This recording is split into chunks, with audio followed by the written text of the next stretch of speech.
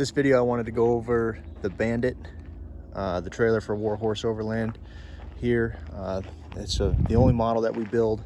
We don't quite deviate from spec quite often, but in here, this video, I'll kind of show you the main features, what to expect. So first and foremost, this is all the steel that's required to build the main trailer. And from there, inevitably gets turned into this guy here. So kind of the first thing right off the bat, the overall length of this trailer is roughly 8 feet. That can be adjusted just by simply adding some steel to the tongue. Some people, they'll have an ATV in the bed of their truck and they want the tailgate down and they need a little bit more clearance. That's not a problem. So with that, we have a removable tongue right here. So for security purposes, you can take it off of the trailhead and completely secure your trailer, make sure nobody steals it. Also, you can add other accessories. Some people have added some articulating mounts on the hitch as well. Also, we can make that longer for you too, again, for the tailgate thing. So pretty versatile in that respect. Standard 5-pin trailer connector. My Tacoma has the circular one, so I just get the adapter at Walmart for like $4. Standard safety chains. Those can be adjusted lengthwise, whatever's needed for your vehicle. So expanded metal here on the tongue. This is about a 12-foot gap. So with that, I've seen people fit a spare tire right here on the tongue. We have a spare tire mount that I can mount right here, and the spare tire will sit that way. Also, I've seen people put their spare tire right here, kind of move the tongue box a little forward or backward. The tongue box, as of right now, I'm not making it standard anymore. I'm taking money off of the base price, just simply because this is a Harbor Freight tongue box. There have been a lot of quality concerns here. I would say 1 out of 5 of all the tongue boxes I've ever put on a trailer, the latch didn't work. Something was wrong with them. So instead, I'm just going to give that money back to you guys and let y'all decide on what you want to put on the tongue. Also, not everybody wants a tongue box, and some people want a heavier duty tongue box. So I've done away with that, but just know that I haven't added on to the price.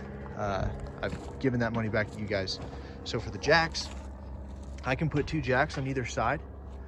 And with that, I want to dispel any sort of issues. Some people are always telling me, well, I have some concerns about people wanting stabilizer jacks on the rear. It's completely, entirely unnecessary. The way the wheelbase is set on this trailer, there is just plenty of tongue weight, especially when you have a tent and awning and then people inside. You would need at least 500 pounds. I've had a dirt bike on the back with a carrier, a rooftop tent open on a grade, and I still would have to stand on my dirt bike and jump up and down to even move the trailer up. So just the physics of the thing, it's literally impossible for it to move backwards. So the people who do have concerns, I just put another jack up front. It's a $75 jack. It's nothing for me to weld it on there. I can put another jack on there for you for 75 bucks. Getting to sort of the bigger features, we have a locking door here that goes into the base of the trailer. So I call this kind of the cooler door. Very secure, so nobody's going to be able to break this open. This is a buyer's lock, and it's on there good. And again, it's lockable, and you can change the cylinders out, rekey it. Nice little step here for when you're messing with your tent, messing with the top of the trailer. Tires, so we have these nice aluminum Pro Comp wheels with discount tires. They're Pathfinder all-terrain tire. These are the 30-inch tire, 5 by 4.5 bolt pattern on the wheel itself. Light setup. I think it looks really nice.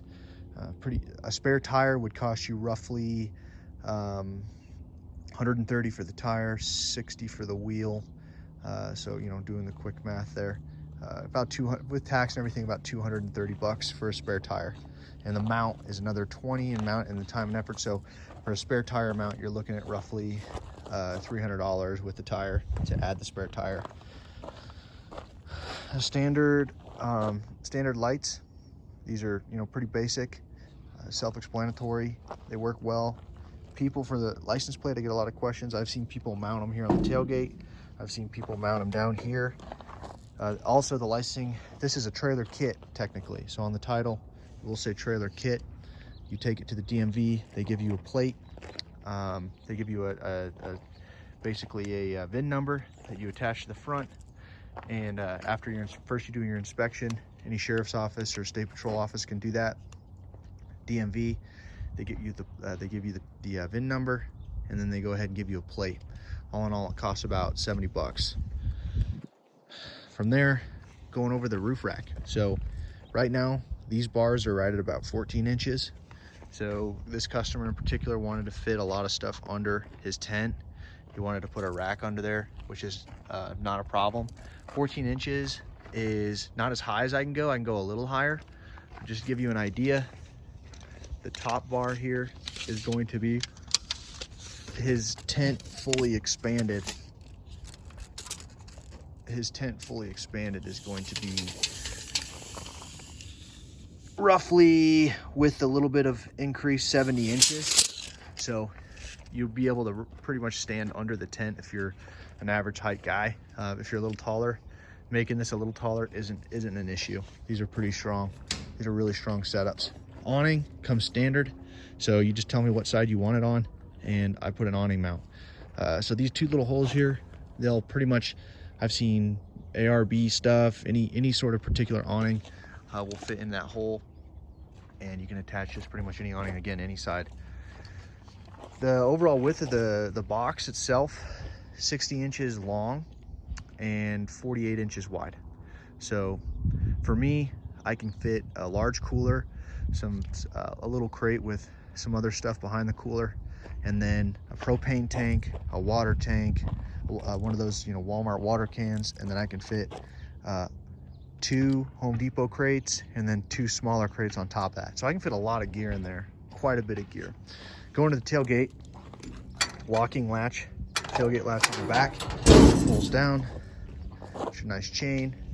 It's not really weight bearing. Don't sit on it, just because to manufacture something that's able to hold a 200 and some odd pound dude is going to be extremely tough. So you can still put a lot of weight on there, but just not a prolonged period of time. Here's the inside of the box. So wood floor, so you can mount your accessories. This is treated wood, so you don't have to worry about erosion or anything like that. I've never had any issues. It's fully sealed, it's fully weatherproofed. Tailgate just works nicely. Here's your rear hitch for your accessories. I put my dirt bike on the back all the time. Bike rack, another little cargo carrier, whatever you need. We can put the cooler door on either side, whatever side works best for you. I always see it on the drivers, but some people want it on the passengers, that's fine. But in a nutshell, super basic. Think of it as extremely rugged. Oh, I'll touch on the axle. It's a solid axle, so the maintenance on these things is incredible. I see a lot of my competitors, they'll use an independent axle. They'll use some of the torsion style axles or a rubber base axle. One, they ride rough, they don't last. They will not last. This thing, it's a standard axle that lasts on trailers that'll go thousands and thousands of miles. It's super easy to maintain, super easy to service, so no issues there. With that said, pretty basic, pretty standard. They're well built, they're built tough, and you won't have any issues with getting anywhere that your truck can go. My Tacoma, anywhere it goes, this little trailer go. I've never had any issues. So haul your tent, haul your awning, mobilize your camp instead of having to keep your roof rack occupied. This is a great way to keep your gear clean, secure, dry, and then also have a nice place to camp and leave it somewhere and go explore some more in your vehicle. So for more information or to place an order, check my current lead times. Shoot me an email, sales@warhorseoverland.com. Thank you.